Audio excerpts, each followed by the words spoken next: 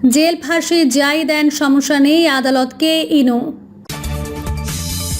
নির্বাচনের প্রস্তুতিতে ষড়যন্ত্র, প্রধান উপদেষ্টার বক্তব্যে মিশ্র প্রতিক্রিয়া। এক ব্যক্তির সর্বোচ্চ 10 বছর প্রধানমন্ত্রী থাকবেন, একমত দলগুলো, বললেন আলী রিয়াজ। এবং সর্বশেষ জানাবো, আল জাজিরার সাংবাদিকদের হুমকি দিলেন ছাত্র ইউনিয়ন নেত্রী। এতক্ষণ শুনছিলেন সংবাদ শিরোনাম, এবার বিস্তারিত। জেল ফাঁসি যাই দেন সমস্যা নেই, আদালতকে ইনু। সাবেক তথ্যমন্ত্রী হাসানুল হক ইনু বলেছেন, আদালতে জেল ফাঁসি যাই দেন সমস্যা নেই, কিন্তু দুদক বিভ্রান্তিকর তথ্য দিয়ে বিচারের আগেই মিডিয়া ট্রায়াল করেছে, এ থেকে পরিত্রাণ চাই। তখন বিচারক বলেন, অভিযোগ আসলে মিডিয়া তা প্রকাশ করবেই। পরে আদালত এই মামলায় তাকে গ্রেফতার দেখিয়ে কারাগারে পাঠানোর আদেশ দেন। জ্ঞাত আয় বহির্ভূত সম্পদ অর্জনের অভিযোগে দুদকের করা মামলায় তাকে গ্রেফতার দেখানো হয়েছে। রোববার ঢাকা মহানগর দায়রা জজ মোহাম্মদ জাকির হোসেন গালিবের আদালত দুদকের আবেদনের প্রেক্ষিতে এই আদেশ দেন। এর আগে হাসানুল হক ইনুকে আদালতে হাজির করা হয়, এরপর তার উপস্থিতিতে শুনানি শুরু হয়। এ সময় আসামি পক্ষের আইনজীবী মোহাম্মদ সেলিম আদালতের উদ্দেশ্যে বলেন, আদালতে নিরাপত্তার অভাব রয়েছে, তাকে সব আসামির সঙ্গে এক জায়গায় রাখা হয়েছে। তাছাড়া হাজতখানায় উন্নত টয়লেটের ব্যবস্থা নেই, এগুলো উন্নত করা প্রয়োজন। তখন বিচারক ইনুর উদ্দেশ্যে বলেন, আমরা এখনো অ্যানালগ সিস্টেমে আছি, আপনারা ক্ষমতায় থাকাকালীন আদালতের কোনো উন্নয়ন করে যাননি। আমলাতান্ত্রিক ও সরকারের কাজকে আপনারা আরও জটিল করেছেন। আপনারা ক্ষমতায় থেকেও ডিজিটাল সিস্টেম করে যাননি, এটা করলে আপনাদের আদালতে আসা লাগতো না, কারাগারে রেখে বিচার করতে পারতাম। তখন ইনু বলেন, আদালতে জেল ফাঁসি যাই দেন সমস্যা নাই, কিন্তু দুদক বিভ্রান্তিকর তথ্য দিয়ে বিচারের আগে মিডিয়া ট্রায়াল করেছে, এর থেকে পরিত্রাণ চাই। তখন বিচারক বলেন, অভিযোগ আসলে মিডিয়া তা প্রকাশ করবেই। পরে আদালত এই মামলায় তাকে গ্রেফতার দেখিয়ে কারাগারে পাঠানোর আদেশ দেন। এর আগে গত 16 মার্চ দুদক বাদী হয়ে মামলা করেন। মামলায় অভিযোগ করা হয়, সাবেক তথ্যমন্ত্রী হাসানুল হক ইনু ক্ষমতার অপব্যবহারের মাধ্যমে 4,84,25,507 টাকার জ্ঞাত আয় বহির্ভূত সম্পদের মালিক হয়েছেন। তার 4টি ব্যাংক হিসাব 11,88,16,019 টাকার সন্দেহজনক লেনদেন হয়েছে। আরেক হামলায় হাসানুল হক ইনুর স্ত্রী আফরোজা হকের বিরুদ্ধে 1,49,85,074 টাকার জ্ঞাত আয় বহির্ভূত সম্পদ অর্জনের অভিযোগ আনা হয়েছে। হাসানুল হক ইনুর উপার্জিত অর্থ দিয়ে তার স্ত্রী সম্পদশালী হয়েছেন। গত বছরের 26 আগস্ট হাসানুল হক ইনুকে উত্তরা থেকে গ্রেপ্তার করে পুলিশ। এরপর তাকে বিভিন্ন মামলায় গ্রেফতার দেখানো হয়। বর্তমানে তিনি কারাগারে আটক রয়েছেন। নির্বাচনের প্রস্তুতিতে ষড়যন্ত্র, প্রধান উপদেষ্টার বক্তব্যে মিশ্র প্রতিক্রিয়া। যখনই নির্বাচনের প্রস্তুতি নিয়ে আমরা অগ্রসর হচ্ছি, তখনই নানা ষড়যন্ত্র সামনে আসছে। প্রধান উপদেষ্টার এমন মন্তব্যে মিশ্র প্রতিক্রিয়া ব্যক্ত করেছে রাজনীতিবিদরা। তারা বলছেন, ষড়যন্ত্রের কথা বলা হচ্ছে, এটা নতুন কথা না, ষড়যন্ত্র থাকবে।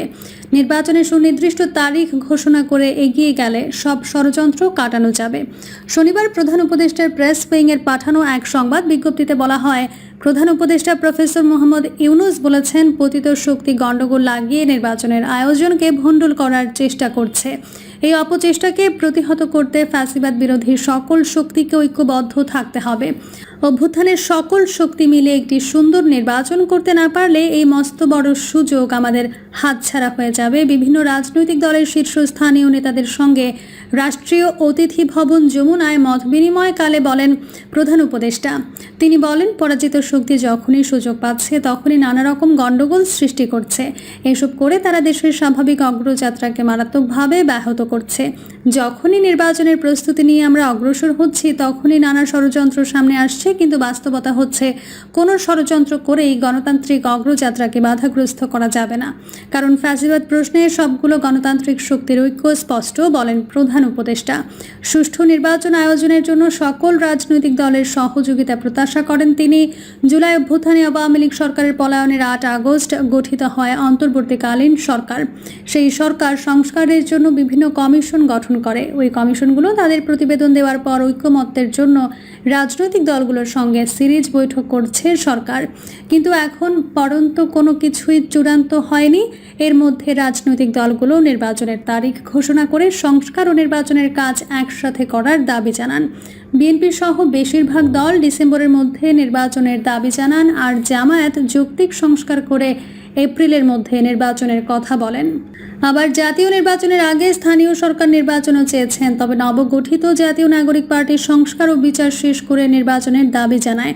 এমন পরিস্থিতিতে ঈদুল আজহার আগের দিন আগামী জাতীয় সংসদ নির্বাচন আগামী বছরের এপ্রিল মাসের প্রথমার্ধের যে কোনো দিন অনুষ্ঠিত হবে বলে জাতির উদ্দেশ্যে দেওয়া ভাষণে জানিয়েছেন প্রধান উপদেষ্টা ডক্টর মোহাম্মদ ইউনূস। প্রধান উপদেষ্টা বলেছেন, বিচার সংস্কার ও নির্বাচন সংক্রান্ত চলমান সংস্কার কার্যক্রম পর্যালোচনা করে আমি আজ দেশবাসীর কাছে ঘোষণা করছি যে আগামী জাতীয় নির্বাচন 2026 সালের এপ্রিলের প্রথমার্ধের যে কোনো একটি দিনে অনুষ্ঠিত হবে।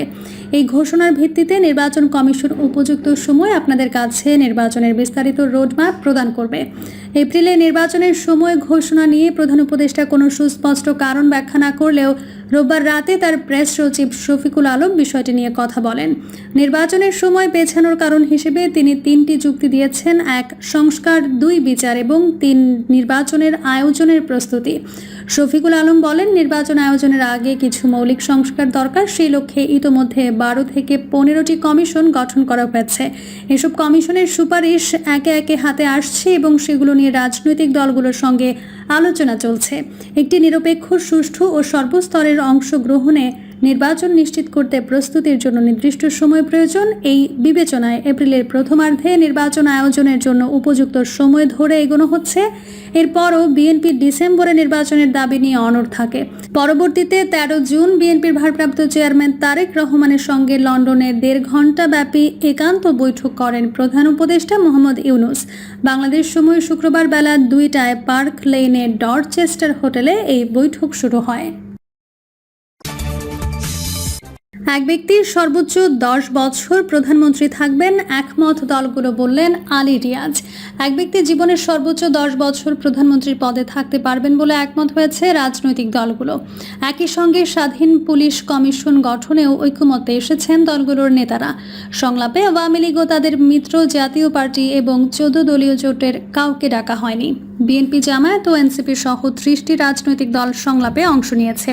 আলী রিয়াজ বলেন, আমরা একটা বিষয়ে একমত হয়েছিলাম, কিন্তু সেটা বলা হয়নি। সেটা হলো এক ব্যক্তি প্রধানমন্ত্রী হিসেবে সর্বোচ্চ 10 বছর দায়িত্ব পালন করবেন। সনদে প্রধানমন্ত্রীর মেয়াদ 10 বছর উল্লেখ করব, এই বিষয়ে আমরা কি একমত হয়েছি? এ সময় আলী রিয়াজ বিএনপির স্থায়ী কমিটির সদস্য সালাউদ্দিন আহমেদের দৃষ্টি আকর্ষণ করে বলেন, সালাউদ্দিন আহমেদ একটি শর্ত দিয়েছিলেন, সেটা কি এখনো আছে? পরে এ নিয়ে কথা বলতে গিয়ে সালাউদ্দিন আহমেদ বলেন, আমরা একবার বলেছি 10 বছরের বেশি কোনো ব্যক্তি প্রধানমন্ত্রী পদে বহাল থাকবেন না। আমি বলেছিলাম সংবিধান এবং সংবিধিবদ্ধ প্রতিষ্ঠানে নিয়োগের কমিটি থাকলে বিষয়টি মানব না। আমরা এই হাউসের মতামতের ভিত্তিতে নির্বাচন কমিশন নিয়োগ সংক্রান্ত বিধান সংবিধানে যুক্ত করব। এর বাইরে এ বিষয়ে আলোচনা হলে আমাদের শর্ত বহাল থাকবে। আশা করি সেটা বিবেচনা করবেন। এখন 10 বছরের বিষয়ে আপনারা ঘোষণা দিতে পারেন, বরং এটা আমাদের প্রস্তাব। এর আগে আলোচনার শুরুতে বাংলাদেশ পুলিশের পেশাদারিত্ব এবং জবাবদিহিতা নিশ্চিত করতে স্বাধীন পুলিশ কমিশন গঠনের প্রস্তাব রাজনৈতিক দলগুলোর সামনে উপস্থাপন করে জাতীয় ঐকমত্য কমিশন। পরে দলগুলো আলোচনা করে স্বাধীন পুলিশ কমিশন গঠনে একমত হয়, তবে আইনি কাঠামো নিয়ে আলোচনা করবে। এ বিষয়ে আলী রিয়াজ বলেন, পুলিশ কমিশনের বিষয়ে আমরা একমত, গঠন প্রক্রিয়া নিয়ে আমরা আলোচনা করব।